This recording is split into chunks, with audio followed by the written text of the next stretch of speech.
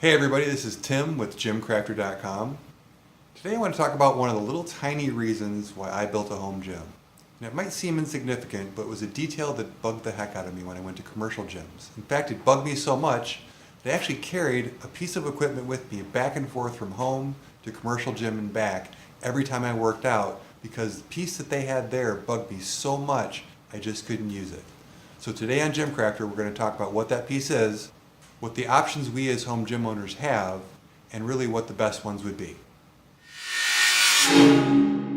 So some of you are going to laugh and some of you are going to relate with this, but the piece of equipment that I lugged back and forth with me was a set of collars. And I know it seems like a small thing, but man, the gym that I went to had these big springy things. I'm sure you've seen them, spring collars. There's two levers with the spring on it, and you had to squeeze the snot out of it to get it on and off the end of your barbell. They wouldn't stay in place if you dropped the barbell. They were hard to get on, they were hard to get off. They kind of scratched the end of the barbell, and they just hated using them. It was one of the things that bugged me the most about being there. And I know it's a small thing, but for me, that was a big thing. So I bought a set of collars and brought them back and forth with me to the gym. So when I put my gym here in the garage, I definitely knew I didn't want those springy collars, but I did do some shopping around to see what were really the options. And I kind of found three basic options that you have for collars. The first one, if you're not a competitive lifter, really is a waste of money. Now there's some really cool collars out there that will cost you a couple $100. They're used for competition lifting, and if you're a competitive lifter, then you want to lift with the equipment that you're going to use in a competition. So that's the type you should have for your home gym. But for the rest of us who really just want to work out, stay in shape, just get a good workout in, not spend a ton of money, there's really two options that you're going to have. The first one is called LockJaws, and these guys have been around for a long time. There's a lot of knockoffs. We'll talk a little bit more in depth about these. And then the other one that I found is these guys right here. These are called OSO collars.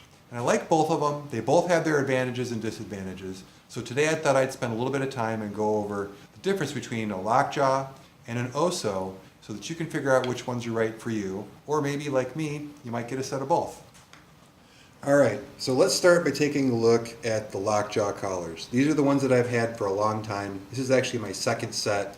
I bought a bright orange pair to bring back and forth with me to the gym so that the gym didn't think I was making off with their equipment, and it was obvious that I brought one of mine. So if you still go to home gyms and you're just checking out this video to see the collars and you want to bring a set with you, I recommend buying them. They come in a bunch of cool colors, which is nice. Actually, both sets, the OSO and the LockJaw, come in different colors, so that's kind of a nice feature. So let's take a look at the LockJaw real quick.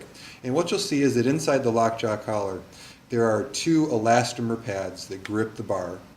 There is it's actually a resin, like almost an ABS resin frame around the outside, and then there's a lever that opens and closes the collar. So it makes it real easy to put on. If you open it all the way, you can get it onto the bar pretty easily, and then you simply snap shut, and that puppy's on there. That's not going anywhere. So the nice thing about these is they're super durable. Now, I'm going to give you a caution.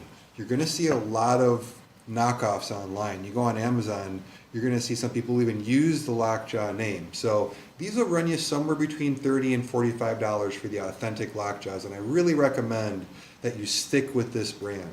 The cheaper ones, what they'll be is they'll be a plastic, they won't be resin, and over time they'll crack actually pretty easily, especially if you do any type of lifting where you drop the bar.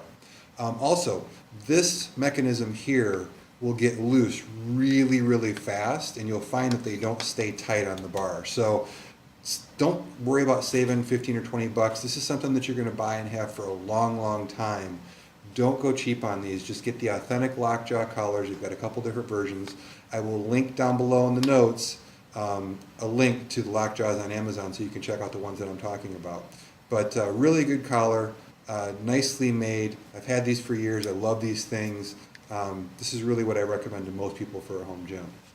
Now, let's take a look at the OSO collars. Now the OSO collars are a little bit different. Number one is the pad on the inside. What you can see is it goes all the way around the full inside. So instead of just two spots on the bar, it grips the entire bar. And this is going to come into play when we talk about the differences between the OSO collar and the LockJaw. The second is they're made of aluminum. So these things really are never going to break. They're never going to wear out. They're going to last you a long time. They're super durable. And then they've got this lever here. Now the lever has two positions. It's got an open position, really three. It's got a neutral open position. It's got an all the way open position. Now this is important because when you try and put this on the bar, if you try and put it here, it just barely fits on. You'll see I can get it on, but it's pretty tight. So what they allow you to do is open it a little bit, and then that allows you to get it on and off the bar really quickly. And then the closed position snaps on. So I think these snap on a little bit easier than the LockJaw. The LockJaw is a little bit tougher to get that thing closed, although neither one's real hard. I wouldn't make my decision one way or the other based on just the mechanism, but I do like this. Now what I will tell you is taking these things off, I learned the hard way, you don't want to take the OSO off like this. It will flip up and it'll smack you in the middle of the hand and it kind of hurts a little bit. So you want to be careful when you open it and open it like that. So you can hear it snap open like that. So there's both of them. There's the parts of both of them. They're pretty simple things, collars, but there's how they go on and off. And now I kind of want to talk about why you would buy one over the other. And oh, by the way, I want to mention these. I'll link these down in the notes as well. I like to buy them from Fringe Sport, who's who I bought my bumper plates from, and love that company. I think they do a great job. They have all the colors available. You can get these things in a ton of different colors. This is probably the most boring color you could buy. But you can get them in a ton of different colors just like you can these. So that's pretty cool. These things typically run right around $50 for the pair. So there's not a huge price difference, but 10 to 15 bucks difference is still 10 to 15 bucks difference. So let's talk about why you might buy one over the other. All right.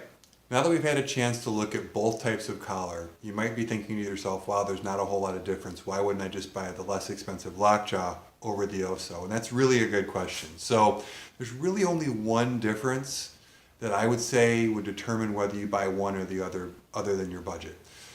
And that's the type of lifting that you're doing. So if you're a CrossFitter, or if you're doing CrossFit type lifting where you're clean and jerk, or you're overhead lifting, dropping the bar to the ground, you're dropping your deadlifts a lot. In other words, if you've got a lot of weight on the bar and that bar is hitting the ground repeatedly, you want the OSO collar. Spend the extra $10 or $15, get the OSOs, because of the inside and because of the way that they lock, these things just aren't moving. Now, the LockJaws are real secure. I wouldn't have any hesitation using them, and I don't. I use them all the time, about using them for other types of lifts. But again, if you're a CrossFitter and that's what you're doing and you're dropping that bar over and over and over again, definitely use the OSOs. And that's one of the reasons I bought them. I'm not a CrossFit guy, but I do some lifting where the bar hits the ground and there's a good amount of weight on it. So I like having these knowing that they're not going to move. Now, these don't move a lot, like I said, but they will start to shift, and I like the idea of these being more secure. Other than that, I'd stick with the LockJaw. The LockJaw is a great value for the money. Both sets are going to last you forever. You're really going to buy one set, and you'd be hard pressed to find a reason why you'd need to replace them. Neither one's really going to break on you. So you're good that way with either set. But the LockJaw is a great deal. So one of the things that I like is I like having two sets, and that's one of the reasons I bought the second set. I've had the LockJaws a lot longer than the OSOs, but I had these and I was doing some other lifting, so I bought these. But now what I realize is I like having two pairs of collars, and that's a nice thing to have. So I don't have a ton of barbells. I've got a straight Olympic bar and I've got a curl bar. So typically these live on the curl bar, these live on the straight bar. And that's nice, A, because they don't have to worry about looking for collars or taking one off of one and putting it on the other.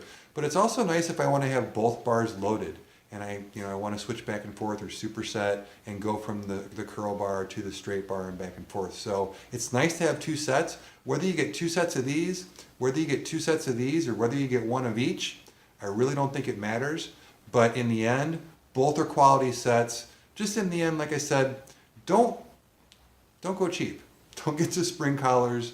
I know they're only $5 or $7 on Amazon, but I'm telling you, you're going to regret it. You're going to end up with one of these anyway. So just from the get-go, get yourself a set of LockJaws, get yourself of OSOs, and don't worry about collars after that. This is Tim with Gym Crafter. Until next time.